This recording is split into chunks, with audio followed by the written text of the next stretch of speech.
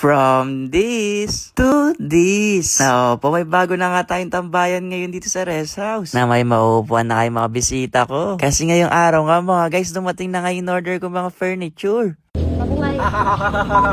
Maaga nga pala ako nagising ngayon. Na-excited nga ako ngayong araw mga guys. Kasi ngayong araw na nga darating yung pinagawa ko furniture dito sa rest house. Kaya bago dumating yun, nilinis ko na nga muna yung pagpepestuhan nga ng mga furniture dito. Napanigurado nga ako matutuwa yung mga bisita. Kasi minsan dito lang sila umupo sa may damuhan. Na di ko pa nga alam yung gagawin ko dito sa may kabilang bakante. Na naging tambakan na. Sa palagay nyo mga guys, ano pwede magandang gawin dito? Na ilang minuto lang din pala sa paghihintay. Dumating na nga yung in-order ko nung nakaraang araw. Na ilang araw na ako excited dito. Pero wait lang, para mas excited pa yata si Mi sa akin dito. Hindi, masaya lang yan. Kasi kasama niya daw ako. Chot! Na mas malaki pala yung mga gamit sa personal. Mukhang matibay din. Kaya siguro kahit magluluksa yung mga pusa dito, di masisira. Na medyo malaki din pala to sa personal. Na-order din pala ako ng basketball court. Na yung iba ko kasing kasama dito gusto daw mag-basketball. Hindi, chawat lang mga guys. Para nga to sa swing. Na medyo nilakihan ko na rin pala tong size na ito. Para kahit dalawang mga guys kasya. Na sino kayong dalawang uupo dyan ng mga guys?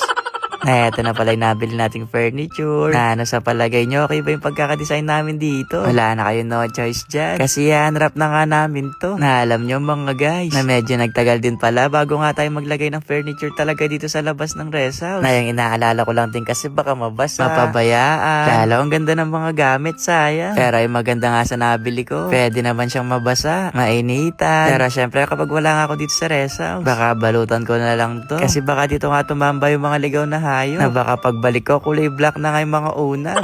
Pero mabilis lang daw to palitan. Sabi nga ni kuya sa akin. Na dito nga rin pala ako pinaka-excited. Dito nga sa magiging swing natin. Kasi bata pa lang talaga, mahilig na ako sa duyan. Natingnan nyo, meron nga akong duyan dito. Pero alam nyo mga guys, masarap pumeso dito. Huwag ka lang talagang papaabutin ng gabi. Kasi bumukbakan ka ng mga lamok.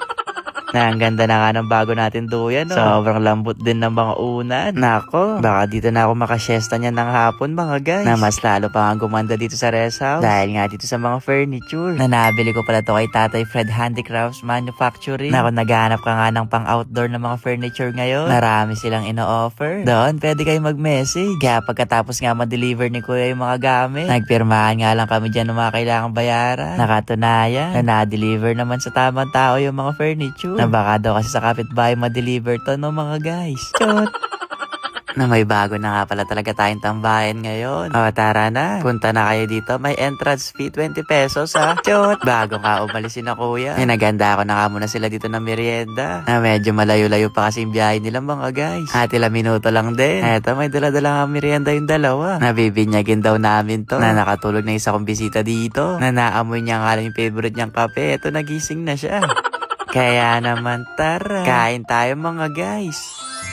Cheers! Kampay! Wow, nakapag-banding yung apat. Na ilang araw na rin kasi kaming pagod. Na ngayon na lang din kami nakapagkape. Kaya naman deserve siguro namin to ng mga guys. Na pero wait lang, may bago ata kayong bisita dito. Basta ayun lang. Bye-bye!